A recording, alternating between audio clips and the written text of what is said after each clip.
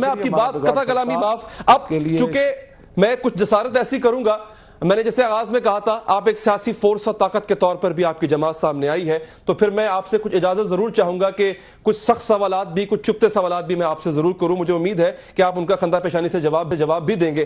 علامہ صاحب، کچھ ہم نے ویڈیوز بھی دیکھی آپ کی جس میں براہ راست ٹرمپ کو جو ہے وہ آپ نے کھری سنائی بھی تھی، اور کچھ الفاظ بھی ایسے استعمال ہوئے تھے جن کو میں نشر نہیں کر سکتا.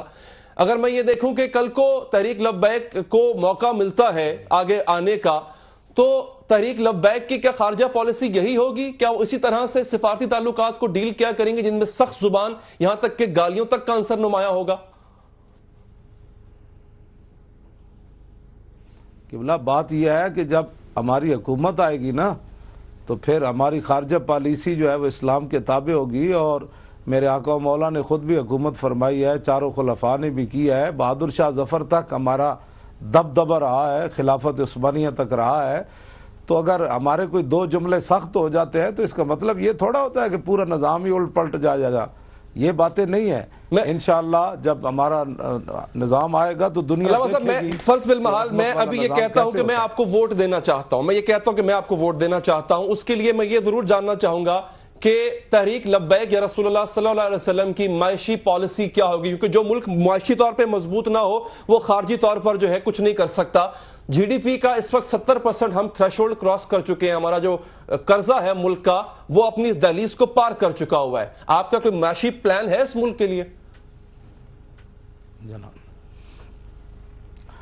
کیا بات ہے، بہت بڑا آپ نے سوال کیا. انشاءاللہ آپ کو پتہ ہونا چاہیے کہ جب اسلام آیا، عمر بن عبدالعزیز جب مسجد سے گھر گئے تھے تو آدھا اسلام نافذ ہو چکا تھا، اور ایک رات گزری تھی تو صبح تک نظام مصطفیٰ نافذ ہو چکا تھا.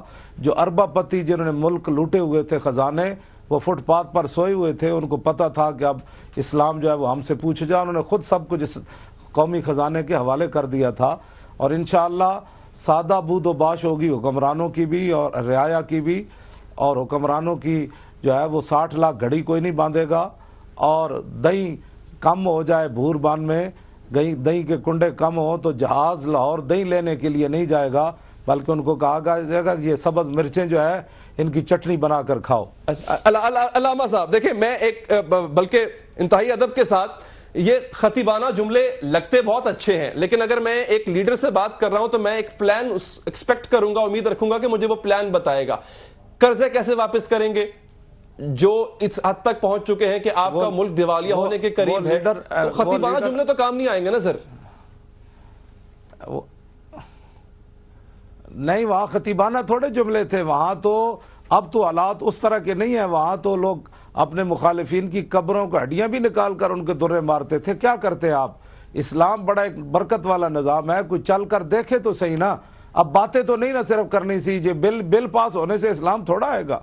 یہ بل جی پاس ہوا، اب اسمبلی کے پاس جائے گا. اسمبلی اس بل کو کیا پاس کرے گی؟ جو خود کروڑوں اربوں کے قوم کے لٹیرے ہیں وہ کیا پاس کریں گے کہ اسلام آئے؟ اسلام کو انہوں نے 70 سال ڈرا کر رکھا. اسلام کی کون سی بات ہے جس پر انہوں نے عمل کیا؟ بلکہ اگر آپ محسوس نہ فرمائے تو سود کے مسئلے میں آپ کو پتہ ہے، آپ کے جو اپنے آپ کو بڑا لوگ کہنے والے، وہ کہنے لگا کہ ہم یہاں مدرسے کھول دیں، جو سود کھاتا ہے اس کو اللہ پوچھے گا، جو نہیں کھاتا وہ نہ کھائے. ہم مدرسے تو نہیں. جب آپ اسلام کو یہ آپ مقام دیں گے تو اسلام تو آپ کی مدد نہیں نہ کرے گا. اسلام تو اسی وقت مدد کرے گا کہ جب آپ کے پاس 8 تلواریں بھی ہو تو آپ بدر کی طرف چل پڑے. فرشتے تو تب آئیں گے نا.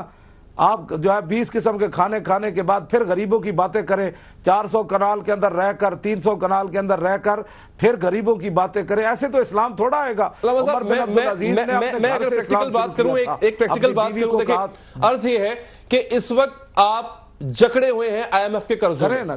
کریں آپ اگر آپ کے پاس حکومت یا اختیار آتا بھی ہے اور اگر اپنی پالیسی آپ تبدیل بھی کرتے ہیں کہ جناب ہم نظام تبدیل کریں گے، تب بھی آپ نہیں کر سکتے کیونکہ آپ نے اتنے ملکوں کا اور آئی ایم ایف کا قرضہ دینا ہے، وہ آپ کو اپنی شرائط پر چلائیں گے. اس کا کوئی لاہ عمل. آپ الیکشن میں جا رہے ہیں علامہ صاحب، آپ کی تھوڑے عرصے بعد جماعت الیکشن میں جا رہی ہے. میں بتا رہا ہوں نا کہ بلا میں بسم اللہ، یہ تو بڑا آپ نے پھر اہم سوال کر دیا. دھرنے کے اندر آپ نے فیض آباد دیکھا کہ قوم نے کروڑوں روپے کی وہاں چیزیں لا کر ہمیں دی. کروڑوں روپے کی، یعنی رضائیاں، بسترے، کھانے.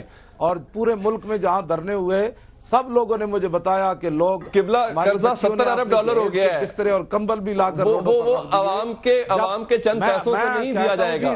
70,000 ڈالر بھی نہیں. کمال ہے ہمارے پاس ایسے ایسے حضور کے غلام موجود ہے پاکستان میں جو انشاءاللہ ایک بندہ ہی دے دے گا، لیکن ان کو پتہ ہو کہ آگے وہ ہڑپ کرنے والا نہیں ہے، ظالم نہیں ہے، لٹیرا نہیں ہے، اپنی بیٹیوں کی ایک کمپنی جو ہے وہ 10 ارب ڈالر کی بنانے والا نہیں ہے. تو پھر آپ دیکھیں کہ لوگ روڈوں پر بھی پیسے رکھ جائیں گے، یہ قرض ادا کریں آپ. قبلہ یعنی پاکستان جو ہے وہ ٹوٹل چندے پہ چلے گا، معاشی پالیسی کوئی نہیں ہوگی ہماری، چندے پہ چلے گا پاکستان. چندے پر نہیں چلے گا، ایسی برکات آئیں گی، ایسی حضور برکات آئیں گی اسلام کی. جب اب چل کمال ہے، اسلام تو خود رحمت والا نظام ہے نا. تو جب زمین وَلَوْ أَنَّهُمْ أَقَامُوا التَّوْرَاةَ وَالْإِنْجِيلَ وَمَا أُنزِلَ إِلَيْهِم مِّن رَّبِّهِمْ لَأَكَلُوا مِن فَوْقِهِمْ وَمِن تَحْتِ أَرْجُلِهِمْ. اللہ تعالیٰ نے فرمایا کہ اگر وہ تورات اور انجیل کا نظام قائم کرتے نا تو آسمان بھی اپنے برکت کے دروازے کھول دیتا اور زمین بھی اپنے خزانے اگل دیتی. تو تورات اور انجیل کے نظام سے یہ برکت ہے، تو محمد عربی کے قرآن جب آئے گا تو بتائیں آسمان کتنی برکتیں نازل کرے گا اور زمین کتنے خزانے باہر لا دے.